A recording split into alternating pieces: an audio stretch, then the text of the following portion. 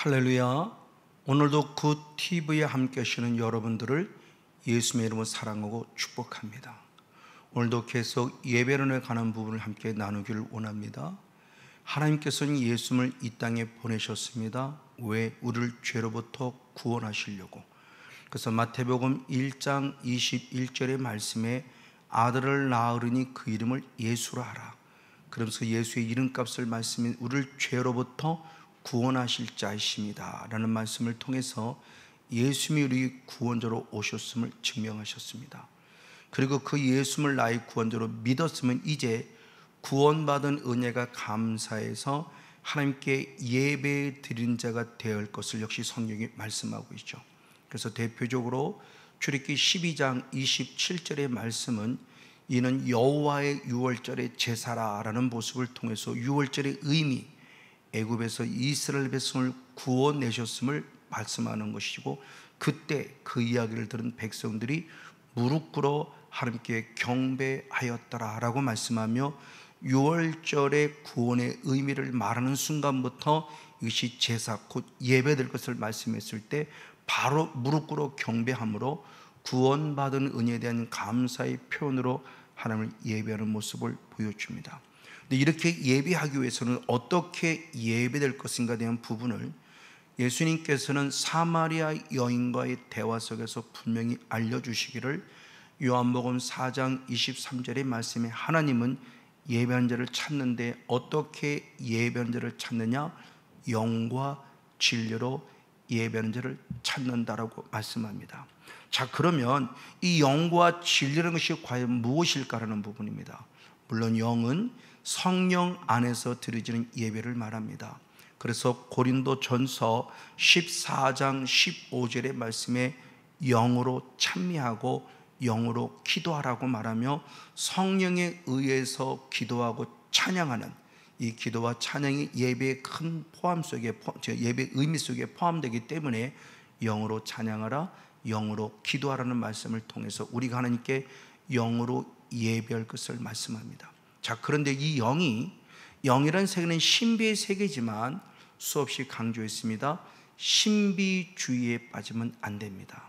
그래서 그 말씀을 잘 설명해 주는 것이 로마서 12장 1절 말씀에 너희 몸을 하나님이 기뻐하는 거룩한 산 제사로 드리라, 이것이 너희 드릴 영적 예배냐라고 할 때 그 영은 원어가 로기코스입니다.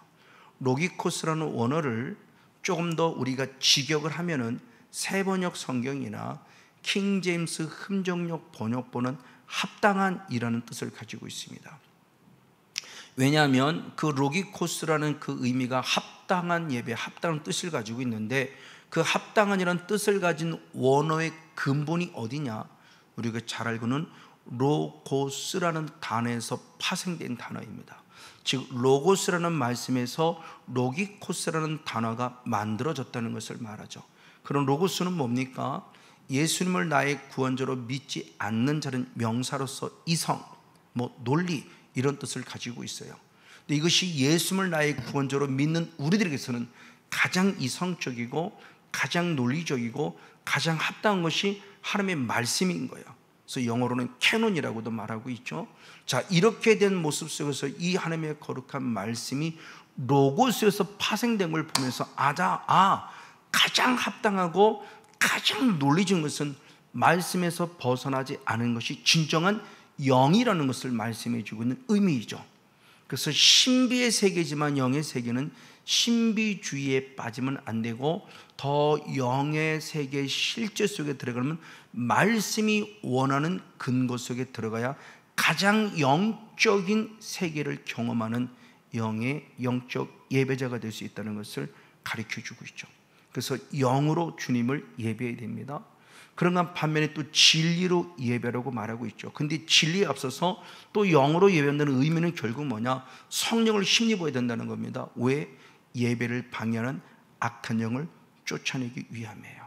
그래서 성령이 말씀할 때 마태복음 12장 28절에 성령을 힘입어 귀신을 쫓아내는 것이면 이미 하나님의 나라가 우리 안에 이루어졌느니라 말하며 성령, 영으로 드려지는 예배로만이 예배를 방해하는 것을 쫓아내므로 진정한 예배를 드렸으니 진리 안에서는 말씀의 예배, 가장 로기코스의 합리적이고 합당한 예배를 드릴 수 있다는 의미 속에서 영으로 드려지는 예배가 중요함을 봅니다.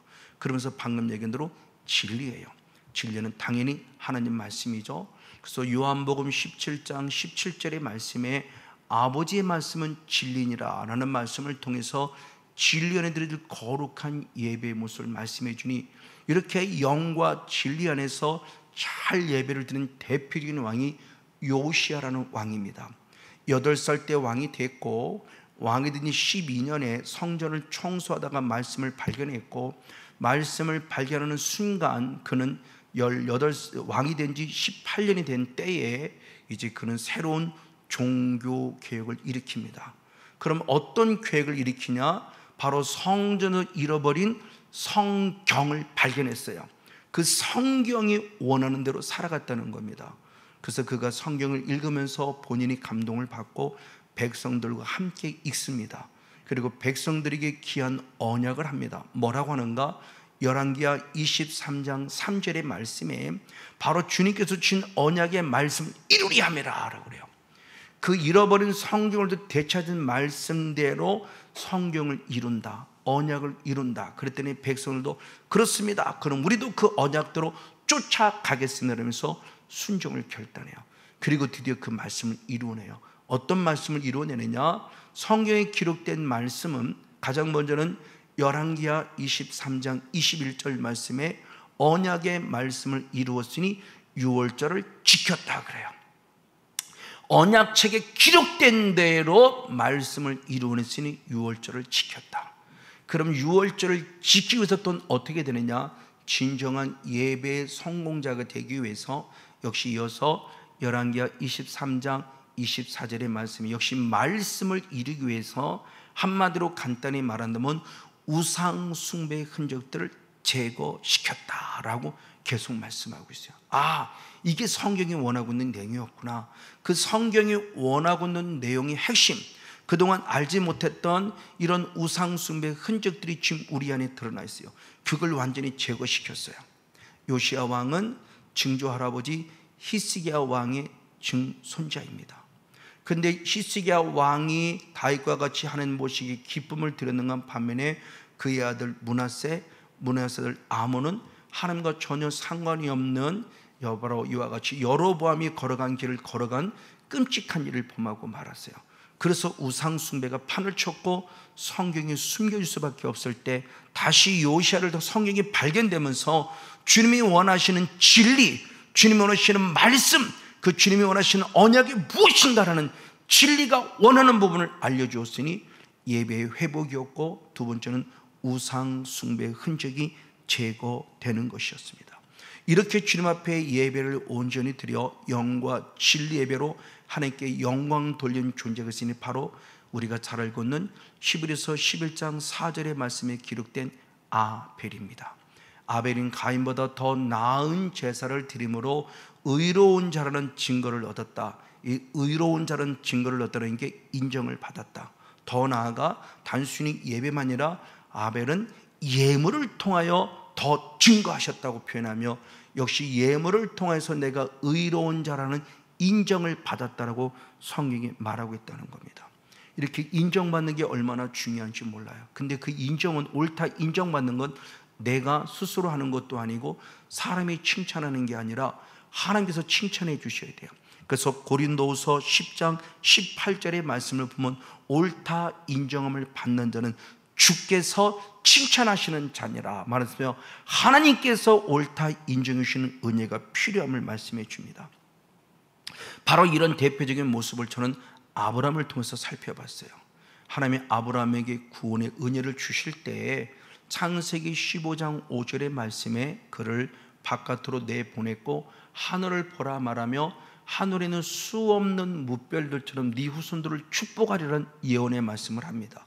그리고 창세기 15장 6절에 그 말씀을 주신 여호와를 믿으니 의롭다 여겨 주셨다 그래요.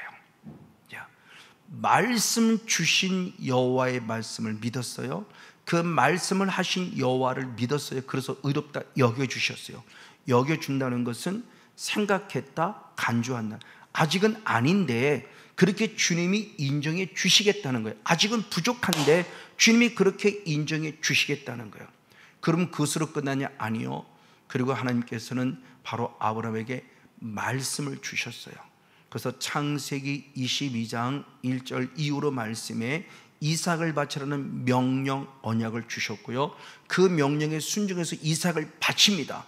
이삭을 예물로 드리려고 할 때 창세기 22장 12절에 중요한 말씀이었어요. 멈춰! 사랑하는 이삭이 아무것도 되지 말라는 거야. 그러면서 이제야 네가 나를 경외하는 줄 알았다라고 표현해요. 너무너무 중요해요. 이 땅에서 우리가 주의 이름을 불러야 되고 주님을 알아야 돼요. 근데 마지막에는 주님이 나를 알아주셔야 돼요. 내가 이 땅에서는 주의 이름을 부름으로 구원을 얻지만 마지막 때는 주님이 내 이름을 불러주셔야 돼요. 내가 주님을 아는 것으로 끝남이 아니라 주님이 나를 알아주셔야 돼요. 근데 드디어 아브라함은 인정받았어요.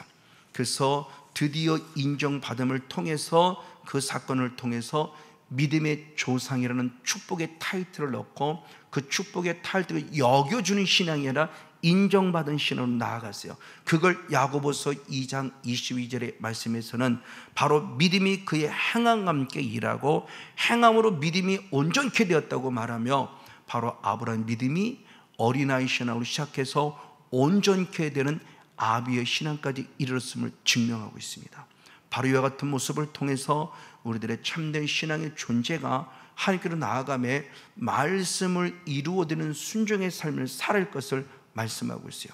자, 그러므로 이제 우리도 이제 성경이 원하는 예배가 무엇인가를 알아야 돼요. 성경이 원하는 예물이 무엇인가를 알아야 돼요. 그럼 성경이 가장 먼저 뭐를 원하느냐라는 겁니다. 영과 진리대로 모습 속에서 그럴 때 출애굽기 34장 23절의 말씀에 보면 그때 당시에 이스라엘 3대 절기가 있었죠. 그래서 유월절은 절기가 있고 초실절은 절기가 있고 장막절은 절기가 있을 때 이 절기를 맞아 하나님께 보일지라는 명령이에요. 하나님께 보이라는 겁니다. 하나님이 보셔야 된다는 겁니다. 이 하나님이 보신다고 하는 것은 하나님께 단순히 눈도장 찍으라는 것이 아니에요. 하나님 보시기에 힘이 좋은 모습이 돼야 돼요. 하나님이 천지 만물을 창조하시고 하루하루가 지날 때마다 하나님이 보시기에 좋았더라 그러죠. 근데 맨 마지막 말씀 창세기 1장 31절의 말씀에 모든 천지 만물을 지은 다음에 하나님이 보시기에 힘이 좋았다라는 기준이니까 하나님이 보시기에 좋은 열매를 맺는 하나님 앞에 보임이 되는 신앙생활을 해야 한다는 겁니다. 근데 이 보임은 방금 얘기한 대로 눈도장 찍는 외적인 보임이 아니에요.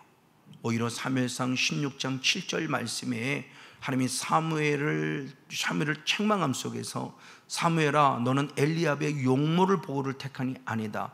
사람은 외모를 취할는지 모르나 나는 그의 중심을 보느라고 말하며 외적인 모습 속에서 그에게 보는 것이 아니라 그의 중심을 통해서 보신다는 거예요.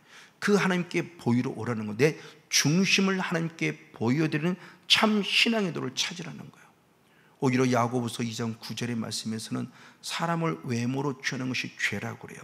그런데 하나님께서 우리를 외모로 취할 리가 없겠죠. 그러므로 분명히 하나님께 보이러 나올 때 중심, 그 중심을 모시니까 마음을 다하고 목숨을 다하고 힘을 다한 거룩한 영성의 모습이에요. 그러면서 주님께 보이러 나올 때 또 하나는 뭐라고 표현했는가? 공수로 나오지 말라고 표현했어요. 이 말씀이 갖는 의미는 무엇인가? 신명기 16장 16절의 말씀에 여호와께 보이되 공수로 나오지 말라. 이걸 지금 바뀌어진 개역 개정 성경은 빈손으로 나오지 말라. 이 말씀을 좀 더 쉽게 말씀을 드린 쉬운 성경은 예물을 가지고 나오라 그랬어요. 하나님께 보이러 나오는 것이 예배인데 그 중심을 보이는데 그 중심을 볼 때 빈손 들고 나오지 말고 하나님께 보이는 예물을 가지고 오라는 거예요. 물론 여기서 말씀하는 예물은 문자적으로 보면 물질일 수 있지만 저는 여러분들 단순히 물질을 보이라는 게 아닙니다. 눈물의 예물을 보여야 돼요. 회개의 예물을 보여야 돼요. 충성의 예물을 하나님께 드리라는 겁니다.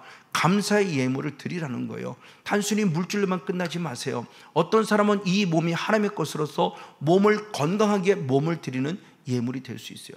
어떤 사람은 시간을 예물로 드릴 수 있어요.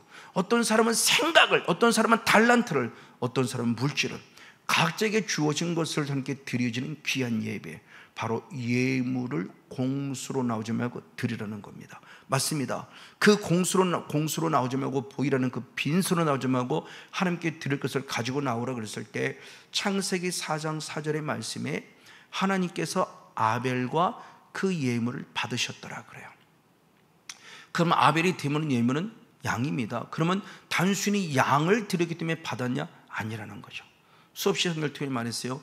피를 드렸지만 피를 바치 않냐는 사건도 이사야 1장 11절 이후에 말씀하고 있어요. 그러니까 단순히 피를 드리기 때문에 받은 건 아니라는 겁니다. 그러면 과연 어떻게 해서 받았을까를 봤을 때 성경적인 근원을 보면 아벨과 그 예물을 받으셨다는 것은 아벨 자신을 받으셨기 때문에 아벨이 드린 예물도 받았다는 아주 중요한 영적 원리를 알려주고 있습니다.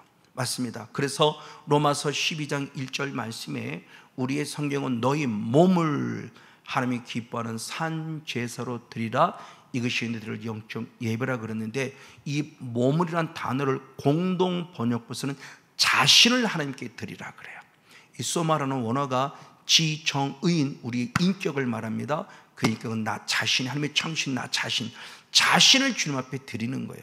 그래서 로마서 6장 13절의 말씀에도 자신을 하나님께 드리는 자가 의의 병기라고 말씀하고 있고요. 그리고 디모데후서 2장 15절의 말씀에도 부끄러울 것이 없는 일꾼이 자신을 하나님께 드립니다. 그럼 부끄러울 것이 없는 일꾼은 뭐냐? 말씀을 분별할 줄 아는 성숙한 사람이 하나님의 말씀을 분별해서 그 말씀이 진리임을 믿는다면 자신을 의의 병기로 드리는 자, 이 사람이 부끄러울 것이 없는 일꾼이라 말하며 자신을 드려야 할 것을 말씀하고 있어요. 그래서 대표적으로 고린도후서 8장 5절의 말씀을 통해서 보면 마게도냐 교회 성도들은 고린도 교회 성도들을 부끄럽게 할 정도로 극한 가난 속에서도 하나님 앞에 풍성한 예물을 드렸을 때 아주 중요한 말씀이 먼저 자신을 하나님께 드리고 라고 말하며, 그 마게도냐 교회 성도들의 중심이 먼저 드려졌기에 그가들이 예물도 하나님이 받으셨다는 것을 성경이 우리에게 잘 가르쳐 줍니다. 왜 자기 자신을 드려야 할까요? 나에 대한 정체성입니다. 그래서 로마서 14장 7절 8절 말씀에 바울은 말하기를 자기를 위해서 죽는 자도 자기를 위해서 사는 자도 없나니 우리가 살아도 주를 위해 살고 죽어도 주를 위해 죽는다. 왜? 나는 주의 것이기 때문이다. 정체성이 확실히 나는 주의 것이에요. 그러니까 주를 위하려는 삶 속에서 나 자신을 드릴 준비가 되어 있는 멋있는 모습을 봐요. 이렇게 나 자신을 드릴 때 하나님이 기뻐하는 모습이 있고, 또한 반면에 나 자신을 드릴 뿐만 아니라 이제는 기쁘고 즐거움으로 하나님이 주신 것을 드려라. 그게 물질일 수 있고, 그게 마음일 수 있고, 그게 건강일 수 있고, 그게 시간일 수 있고, 여러 모습으로 드려야 돼요. 그래서 출애굽기 25장 22절 말씀에 하나님의 거룩한 명령이 백성들에게 예물을 드리라라고 명령하라고 그래요. 근데 드리긴 드리는데 누굴 받느냐? 즐거운 마음으로 드린 자것을 받아라는 표현을 통해서 기쁘고 즐거운 마음으로 드려지는 예물을 받겠다. 내가 먼저 주께 드려줬고 그래서 기쁘고 즐거운 마음으로 드리는 예물을 받겠다는 겁니다. 자, 그런데 이 말씀을 가인과 연결시켜 보면 창세기 4장 5절의 말씀에 가인과 그의 드린 예물은 연락하지 않으셨어요. 왜 연락하지 않았냐? 분명히 마지막 이유가 있어요. 분명히 그에게 주님 말합니다. 내가 분냄이 어찌미뇨 내 안색의 변함이 어찌미뇨. 창세기 4장 분명히 6절 말씀에 말씀하고 있어요. 심히 분하여서 안색의 변해 있을 때, 자, 예배를 모여주는 공동체 예배로만 주님 보는 것이 아니라 예배 드린 이후에 내 삶의 영역도 보는 거예요. 그 사람의 삶을 통해서 보면서 이 예배를 하며 받으셨구나, 받지 않으셨구나 알 수 있어요. 받지 않으셨으니까 내 마음속에 알지 못하는 불편함, 그런 분냄, 이런 억울함, 이런 것들이 우리들의 삶을 지배하고 있다는 것을 성경이 가르쳐주고 있다는 겁니다. 그러면 중요해요. 누가 화나게 했을까요? 누가 가인을 이렇게 분노하게 했을까요? 성경의 답은 분명히 말합니다. 요한일서 3장 12절 말씀에 사도 요한이 말할 때 가인같이 하지 마라. 왜? 가인은 악한 자에게 속했다. 그래서 결국 그 분냄이 무엇이냐? 바로 아벨을 죽였다는 최초의 살인자로 만들어요. 악한 자에게 속했기 때문에 원인을 말해요. 그걸 조금 더 야고보 사도가 설명하기를 야고보서 3장 14절 15절의 말씀에 독한 시기 다툼이 있다. 이 독한 시기와 다툼은 어디서 왔냐? 세상적이요, 정욕적이요, 마귀적이다. 그때 그 적이다는 단어가 세번역 성경에서는 속한 거는 소유격으로 말해요. 그 분노와 시기, 질투, 다툼이 어디서 왔냐? 세상에 속한 것이고 정욕에 속한 것이고 마귀에 속한 것이라 말하며, 가인 안에 있는 이 분노는 악한 자에게 속한 사탄의 것임을 말하면서, 그것이 하나님을 믿는다고 하면서도 하나님 안 믿는 그 가인 안에 그것이 내재되어 있어서 결국 분노케 했고, 그 분냄이 결국은 아벨을 죽이게 만든 최초의 살인자를 만들었다는 것이죠. 이것이 과연 우리에게 주는 영적 의미가 무엇일까요? 이를 통해서 예수님이 친히 말씀하셨습니다. 뭐라고 말씀하셨는가? 마태복음 5장 23절 24절의 말씀에 내가 예물을 드리려다가 혹시라도 형제에게 원망 들을 만한 일이 생각나거든 너는 예물을 이곳에 두고 그 사람이 찾아가 화목하라. 그리고서 예물을 드리라. 그럼 내가 받겠다는 거예요. 아주 중요한 영적 원리를 말해요. 가인이 왜 예배에 실패가 됐냐? 우리가 그동안 예배를 드려도 왜 예배에 실패가 됐냐? 왜 헌금을 드려도 하나님의 약속대로 축복을 공급받지 못했냐? 뭔가 가로막는 게 있었어요.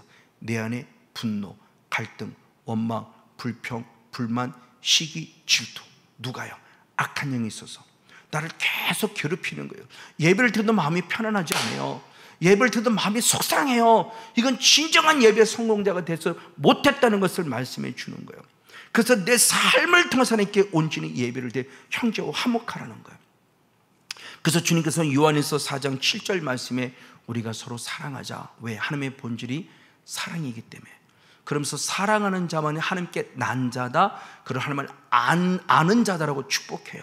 그러니까 내가 하나님을 믿는다고 하면서 하나님을 믿지 않으면 나는 거짓된 신앙이에요.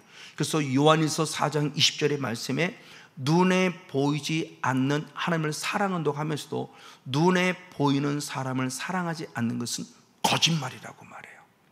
저는 이것이 너무나 큰 충격으로 다가와서 주님을 인격적으로 만남에 최초 회개하면서 아내와의 관계가 회복됐고 자녀들과의 관계가 회복된 거예요. 이 거룩한 영성을 지금 우리에게 가르쳐주고 있습니다. 맞습니다. 그래서 고린도후서 5장 18절 말씀 우리에게 화목하는 직책을 주셨다고 말하며 성모님 모습 내 아내와 화목하라, 자녀와 화목하라, 성도와 화목하라. 이 예배가 하나님 앞에 합당한 예배가 하나님 앞에 영광 돌리는 예배고, 그 예배가 주님이 연락하시는 예배는 잘 말씀이죠. 이런 대표적인 예를 저는 욥을 통해 살펴봅니다. 욥의 세 친구가 끊임없이 욥을 정죄하죠. 네가 하나님께 뭔가 잘못한 게 있으니까 네가 그랬지, 잘못한 게 없는 그랬겠니를 말하며 욥을 생각해주는 척하면서 욥을 정죄해요. 그러나 드디어 욥이 욥기서 42장 5절 말씀에 귀로만 듣는 신앙에서 눈으로 배없는 신앙으로 주님을 인격적으로 만나요. 만날 때 놀라운 성경의 말씀이 기록되어 있습니다. 욥기서 42장 8절 말씀에 욥의 세 친구에게 너는 욥에게 가서 그에게 용서를 빌어라. 그러면 그가 너에게 용서해 주는 기도를 들을 때 내가 그의 기도를 듣고 너를 용서해 줄 것이란 말이에요. 이것을 우리 성경보다 세번역 성경이 옆에 설명하는 내용을 보면 용서를 구하라 그리고 용서를 받아라 라고 표현해요. 근데 이것이 오늘 욥이 주인공이기 때문에 욥의 초점을 맞췄을 때 용서를 구하는 욥의 세 친구도 하나 앞에 정죄받지 않고 욥의 세 친구를 용서한 욥에게는 어떤 축복이 있느냐? 욥기서 41장 10절의 말씀에 보면은 갑절이나 축복을 받아요. 그래서 세번역 성경을 통해서 보면 친구들을 용서하는 기도를 드리고 난 다음에라고 표현하면서 용서를 구하는 용기도 필요하고 용서해주는 용기도 필요해요. 이걸 성경에서 말씀하죠.